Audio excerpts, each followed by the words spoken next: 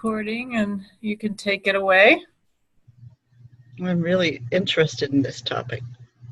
This is great. This Yeah, is thank you. great. Well, I just want to really just say I appreciate this opportunity to share, and I just want to thank everybody who's here now or watching later for taking the time to look at this, and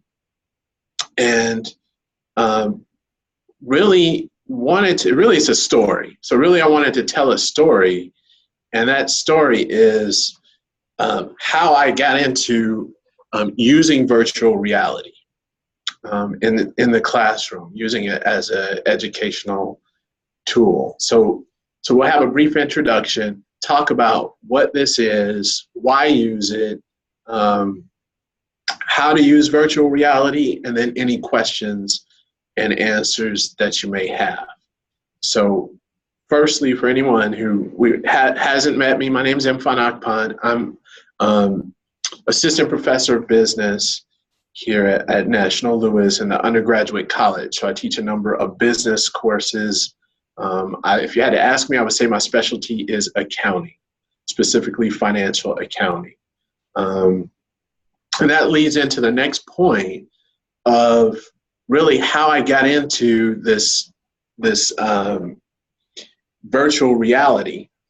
And it really, the whole journey started, I want to say about a year ago, when I had the opportunity to attend an annual conference for the American Accounting Association. So it's the Association for Accounting Professors.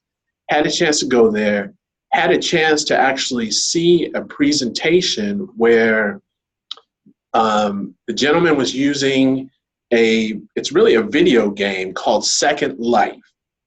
So the video game Second Life to actually do what we call auditing of finished goods. So the students would actually go into the video game and they would do auditing procedures. So and they call it gamification. Now I was mesmerized by the video game, and really this is where the idea came to me. I said, wow, it would be really neat to actually have the students there. I wish there was some way for me to get the students there. So this is what sparked me with the virtual reality, actually seeing the video game, the students playing it. I was thinking, how can we actually have the students in that environment or simulate the environment in the classroom to help them with learning? So this is what sparked me into researching, learning about virtual reality. So it's been really a journey. So after that conference, I started doing my research. And so here's some more of the backstory. I had the opportunity to talk to my mentor, who's another accounting professor. And I was telling her about this, and she's like, listen, you're a professor. Why don't you reach out to people locally in Chicago who actually have virtual reality businesses, who have these companies? So I said, okay. I took up that advice, which is good to have a mentor. And I was surprised. So I was able to actually connect. I sent out emails, made phone calls, and I got emails back. I got phone calls back, to my surprise. And I actually had the opportunity to learn a lot about virtual reality, how it works. So to really dive into what it is, when you think of, and the definition I use is what they call the broad definition. So when you talk about virtual reality, there's different facets. So there's two major facets for what we call virtual reality, and that is CG, which is computer generated. And then there's actually another faction, which is, they call it, it's real life based. So it's not computer generated. So you use actual videos or photos from real life in an attempt to immerse someone in that environment. Now, the big difference between, and interrupt me if you have any questions, but the big difference between the CG is that it's a computer-generated environment, and it allows for what's called full immersion. So what's meant by this full immersion is that you're in a computer-generated environment and you're actually able to manipulate and interact with items in that environment. So in other words, if there's a chair, you're able to move the chair. If there's a bottle of vitamin water, you're able to open it and interact with the vitamin water. Now, this is important because along this journey of learning about virtual reality, many of the experts or the people in this industry, they considered this full immersion, this CG, to be pure and true virtual reality. So that would, for them, virtual reality is this total immersion. So that's why I say I use a broader definition, which includes this real life immersion experience. And what we call that is a 360 video. So I don't know if anyone's ever seen these types of videos where you can actually, maybe it's a film or video or a picture, but you can kind of move around as if you're in the room. So this is a 360 video. So I encompass both of those as virtual reality. Now, under that, there's another two categories, which are augmented reality, and then there's what they call mixed reality. So augmented reality, I don't know if anyone's played the game Pokemon Go. So or even heard of Pokemon Go, where you can, that's more of augmented reality. Yes. Hello? Yep, it's Angela. Oh, okay. You've played the Pokemon Go? No, but I know what it is, an Yes. AR. Right. So that's so you've got this this virtual an interaction, but in the real world. Mixed reality is really if you want to think of holograms, or you're combining reality with virtual reality. That's the mixed reality. And really what I'm going to talk about mostly, and what I use, is really this virtual reality, which is the 360 video. So 360 video. So the great thing about this, these are all simulations, different levels of immersion. They are currently being used for training. And a lot of research has been done on the fact that using these videos, it helps increase the knowledge retention. And from my understanding, and I want to give a disclaimer, I'm by no means an expert on virtual reality, but what I've read about the knowledge retention is that due to the fact it creates, I guess, a memory. So it's like you're actually in so if you're if you're looking at a 360 video and you're in the room, it's like you've actually been there. So it creates that type of experience, from my understanding, which increases knowledge retention. And when we talk about immersive, more immersive than traditional learning, I would say, well, you have this interaction. A lot of, and we'll talk about this later on some more, but a lot of the examples that I've seen of using virtual reality has been in actual virtual field trips. So for example, having students to travel, to the Eiffel Tower. So virtually they're at the Eiffel Tower, or using it to actually go to historical events. So like the Civil War. So there's simulations where you're in the Civil War. So you're in it's as if you're traveling through time. So when you talk about being more immersive, it's you can actually travel or go to different places or different periods in time by using the virtual reality. And I think that covers the whole interactive portion. For me, with the 360 videos that I use, the interactive is more of the students are able to adjust and move around with the environment. So if they're watching one of the videos, they're able to really just play around with it, pause it, move it around, take it to different angles. So that's what I mean by interactive. also with engagement.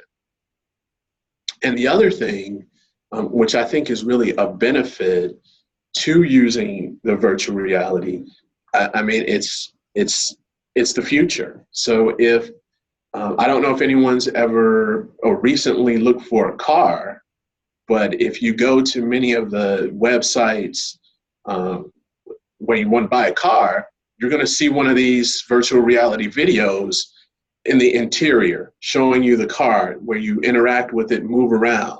Or if anybody's looking for a house, same thing. You go to the website, there's a 360 video where you can actually move around inside of the house or apartment that you're looking for.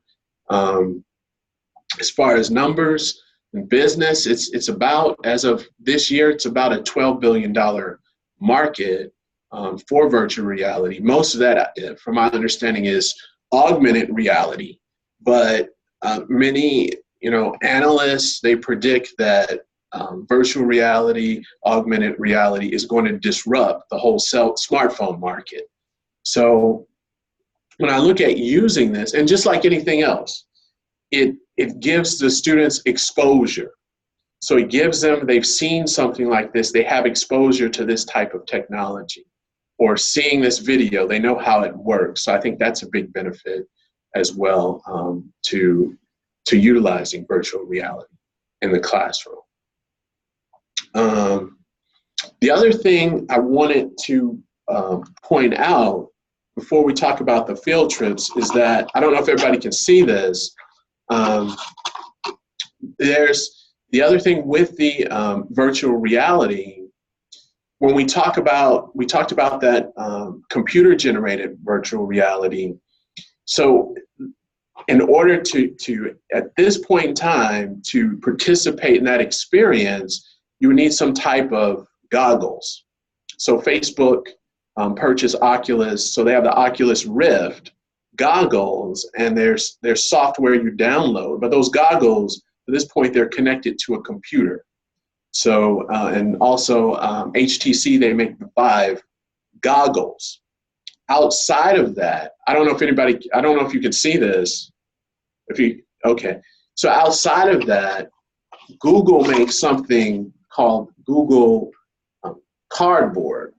Let me just stop. Can everybody see a little bit better?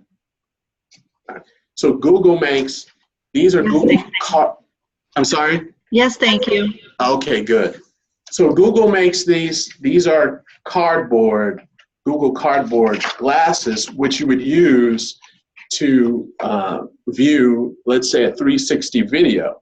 Now, the thing of it is, with the 360 video, to have that immersive experience that we talked about before, you need to actually have that on your cell phone.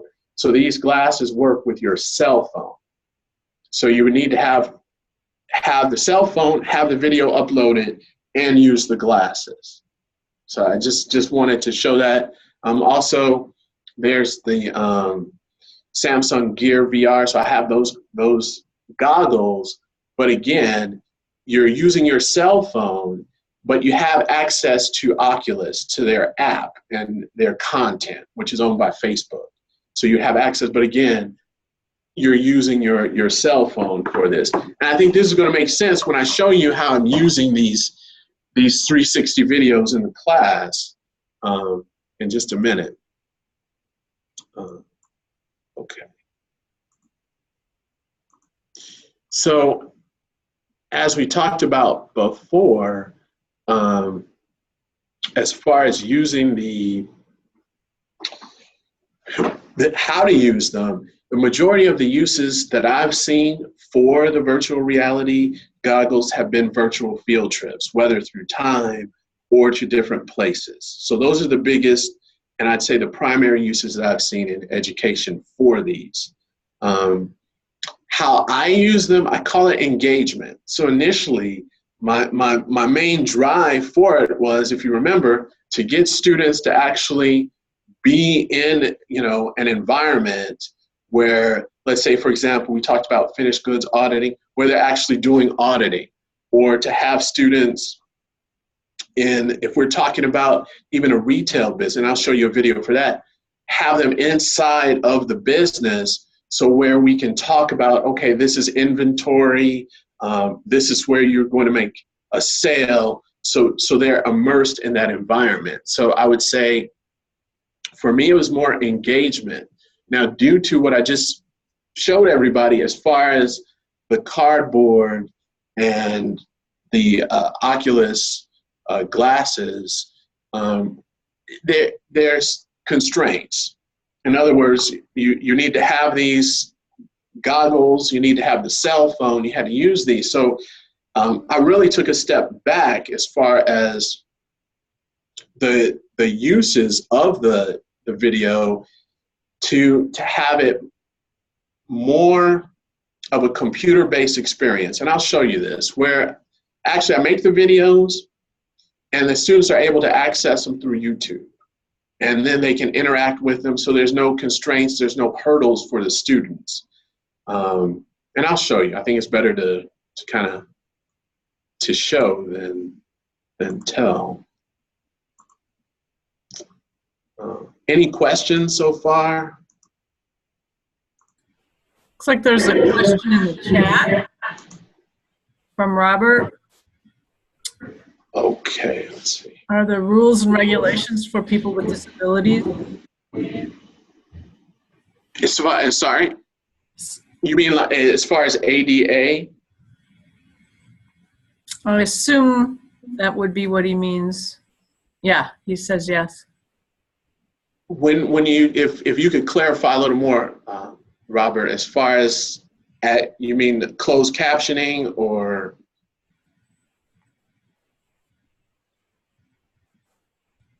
Sorry, let me go in here. Yeah, he said yes to your closed caption.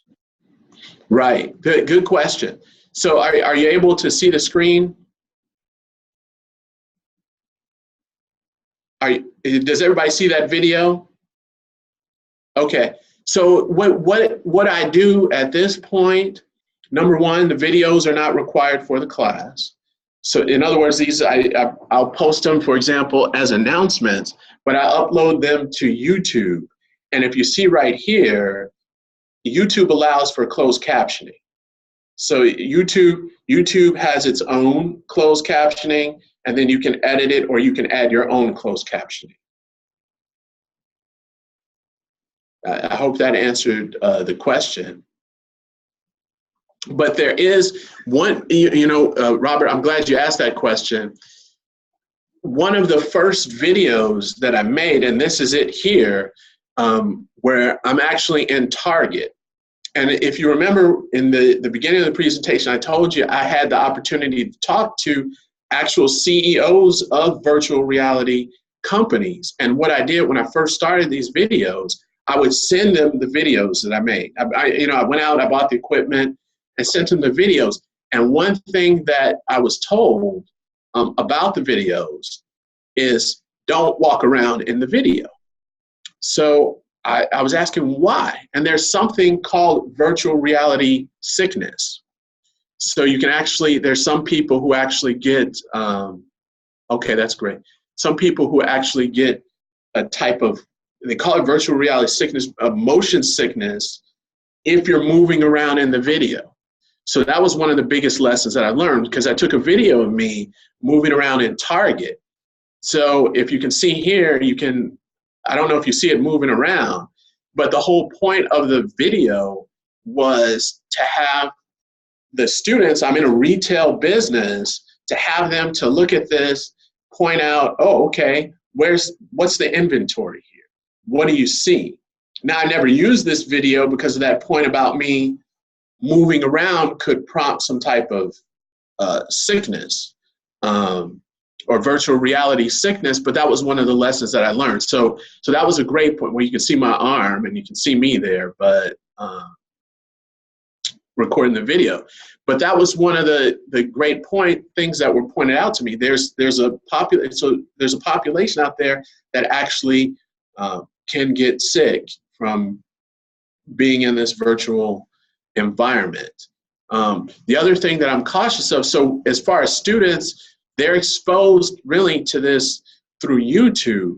They have the option, if they have the glass, so if you access this on your cell phone, you have the option to switch it into a mode where you can use it with your cardboard or your Gear VR or any other type of goggles, and have more of an immersive experience. But the students, they're exposed to it in this form in YouTube, which I think this is better because, in other words, it wasn't really practical to have these, I want to say, goggles. Then also you would need to have students to actually go and load up the video on their cell phone, so there were too many moving parts. So I took a step back as far as what I was using, and YouTube, it works just fine. So if you could see, here's a video. I've got it paused, but if you can see when we talk about engagement, how the students, they can sit there, move around. If they're looking at it on their cell phone, they pull it up on their cell phone, and actually they can just move it around with their phone. It's like they're actually in the room.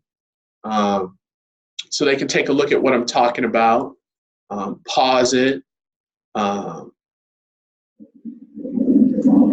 if they want to see, move around the room. So,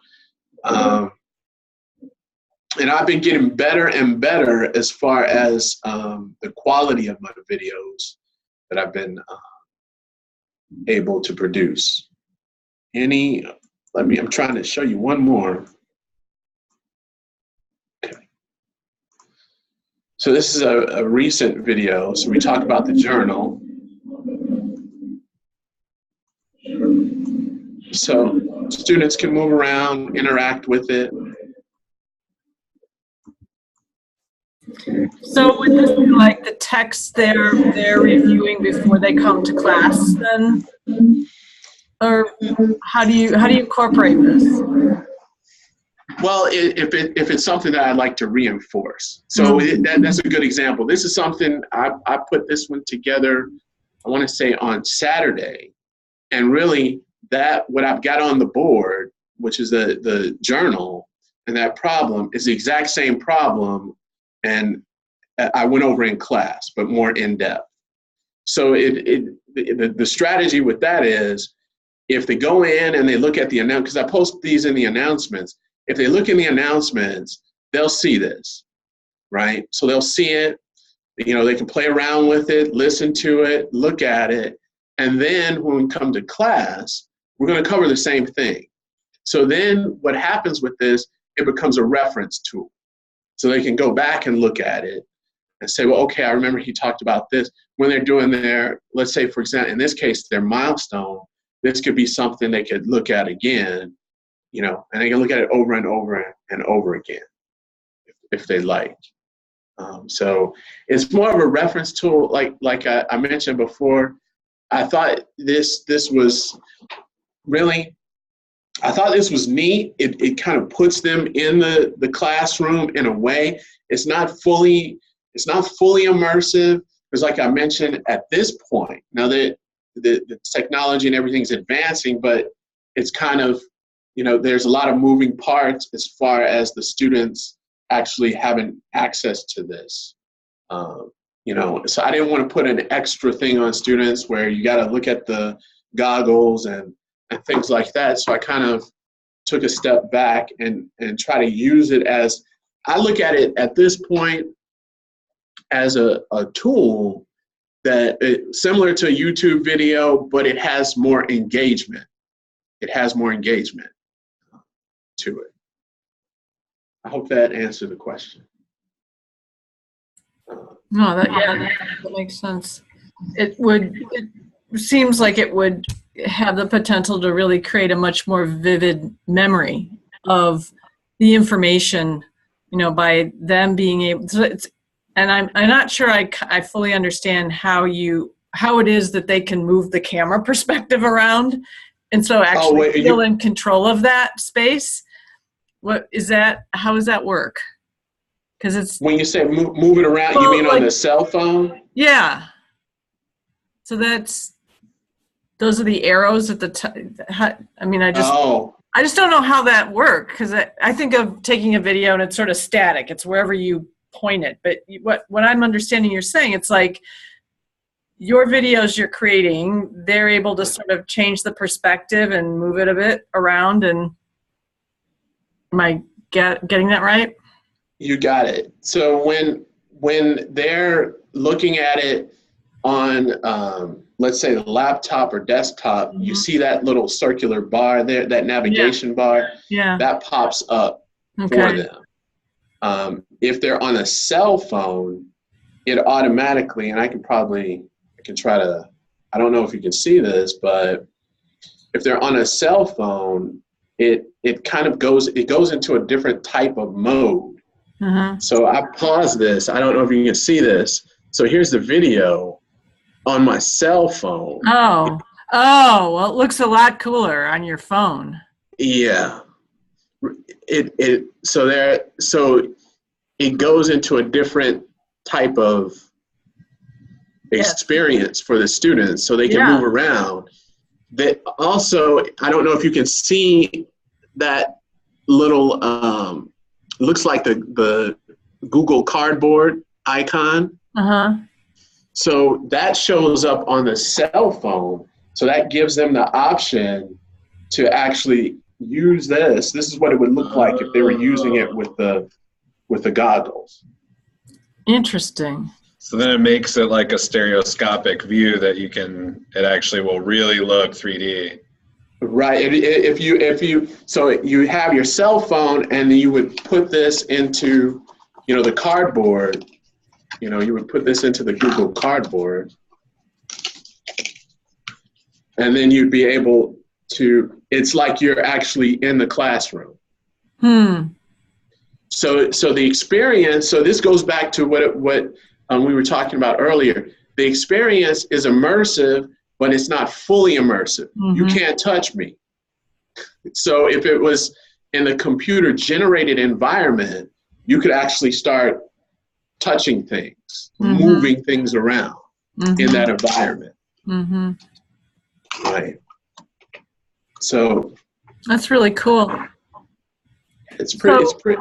Uh-huh. I loved your attempt at the target, by the way. I mean, that, even though you sort of abandoned that, how if that idea of taking the students into a real world space and, kind of connecting the concepts, the abstract concepts you may be teaching to an environment that's familiar to them, but they get to hear you talk about it with some new language, new vocabulary, new kind of I think that's a really cool thing you were trying to do with that. Do you have thoughts about how you'd go back, and is it to try that again, or?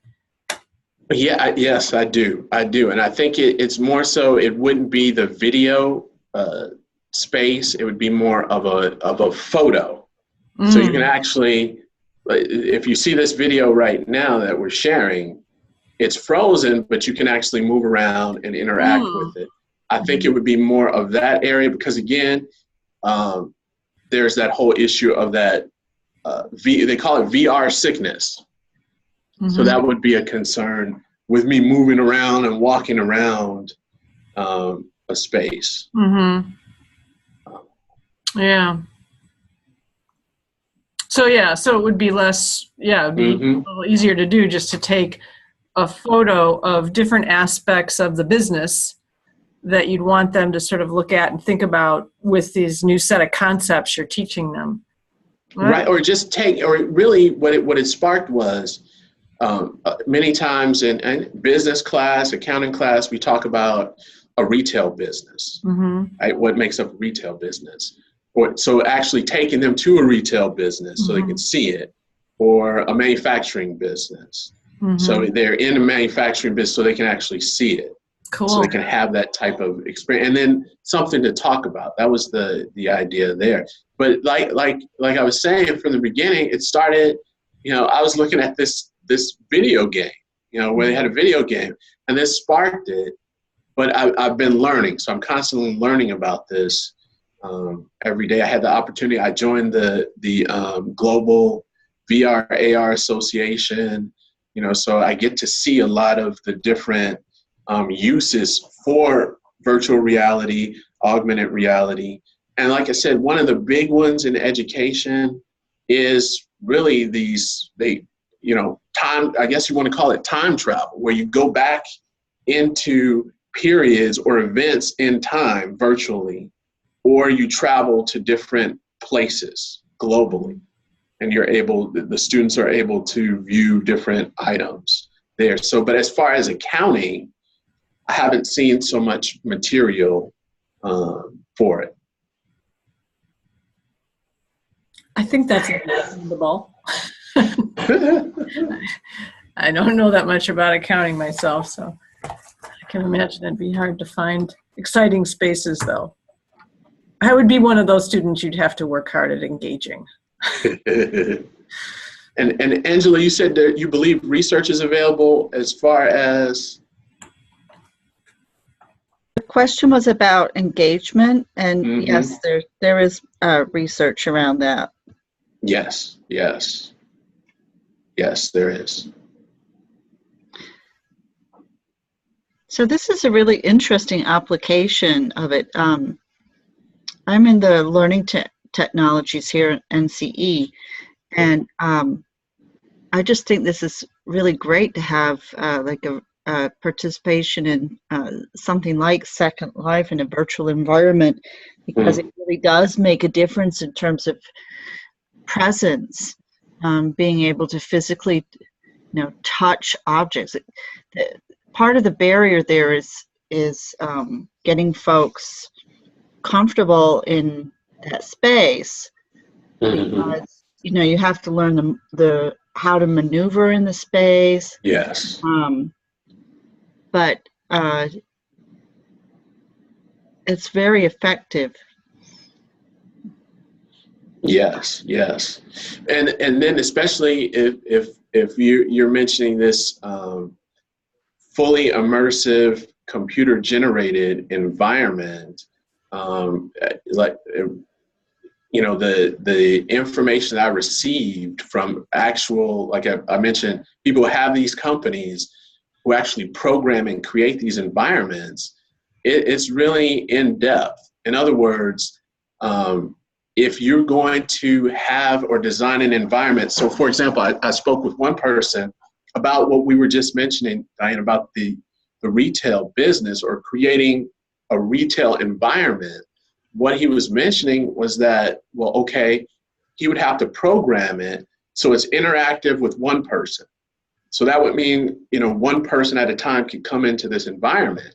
But then if you wanted to have 2 or 3 people, it would have to be programmed differently, because it would have to be programmed for those people, either if they're interacting with the same object at the same time, it would have to be programmed for that. So that was very interesting to see how detailed this is, especially in the what they call the computer generated and this fully immersed environment where you're able to touch things and move things around. There's a lot of programming that goes into it. And then on the flip side with the hardware, you've got to have either the Vive or the Oculus Rift, and a computer that can actually run this. So that you have to have really a special computer to actually run that type of software as well. So it was interesting to see. Angela, what's the name of that virtual classroom? I think that's a consortium of institutions in Florida have worked on, and it's to teach teachers how to manage classroom behavior. I forget the name.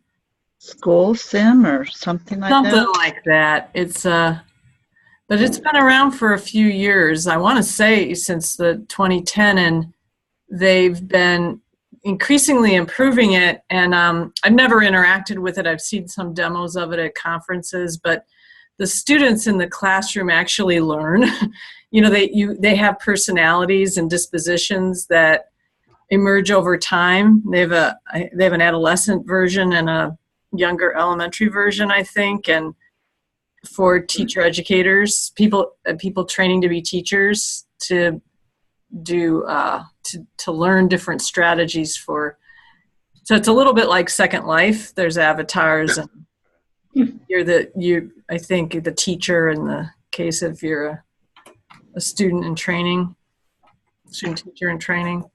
So these things are, I think you're right. It will be an interesting future the more available these all become, you know, the less cost and the ease of use and not having to have a lot of specialized equipment for them. But I imagine that will happen. Exactly. Like right now, Facebook, they announced that Oculus will come out with a headset that it's called the Oculus Go, but everybody's waiting for it, where it doesn't need to be connected to a computer. So, and from my understanding, that was the goal of Facebook when they purchased Oculus, was to actually continue to develop the technology to the point where it is very affordable and usable. Similar to this, this Google Cardboard. I mean, they're $10 for these, goggles. So it's interesting. Yeah, it is. Seems like all of our undergraduate students should have those goggles. That'd be great. It would keep us under the dollar amount for courses, I think. Yes. Yeah, Mfon, what was just in terms of like the cost for you to kind of get started with it, how much like roughly like is the equipment to actually film these videos, and like is it a steep learning curve, or is it something that like someone could kind of pick up pretty easily? Just to show you, I would say I purchased, and here's my Gear 360. This is my camera where I recorded the videos. So it's a Gear 360. These are about, I want to say about $200 new for these. And really everything, I control everything through my cell phone. So I'd say it's pretty, it's not, to actually get started and to do it, I don't think it's very difficult to do. I think the big thing is to kind of, when you're in education, there's other things you have to think about. So I think there's a difference between just taking a picture, and then you got to think about, okay, if I'm going to kind of make this video, how will this look? What will students think? How are they going to use it? How will they access it? So I think those, and then how would this be applicable to what you're teaching, or what your goal is with it? So, but I think it's pretty easy to use. I kind of got hooked on it. So, I got my cardboard glasses, and then I bought the Gear 360 VR. So the difference between this and the Gear 360 VR is you have access to Oculus, to their app. So you can either download, you'll have access to either free 360 experiences, or you can purchase experiences or games through where you can access it through the Oculus. So, but yeah, overall, I would say it's not too big of a financial investment, especially if you like it. I find it interesting. So, and I think it's pretty easy to get into. But the thing of it is that I would say a lot of trial and error. So a lot of things, and I think it's a matter of just keep on doing it. So the more I'm making videos, the better I get at it, the faster I can actually put a video together and post it and things like that. So for example, this video you see right now took me probably 15 minutes to do, because I learned how to actually record it and directly post directly to YouTube, which was something that saved me a lot of time. So I guess it's things like that you learn through experience. That's a great question. Interesting. Yeah. Well, thank you.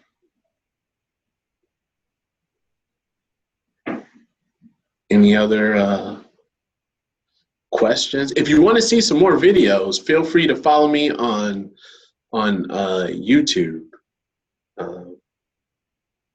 And please subscribe. That'd be great. And you can take a look at the 360 videos or any other videos that I may have posted.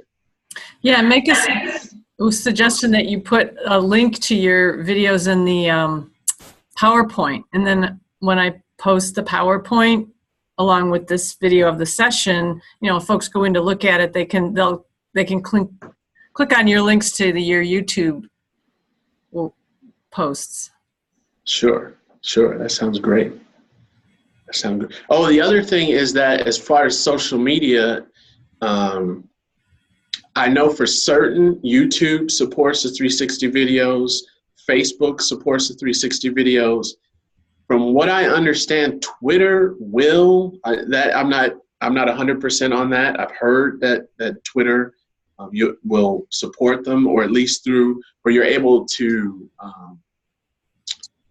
You're able to post through Twitter. So that's kind of speculation. I'd have to check into that. Mm-hmm.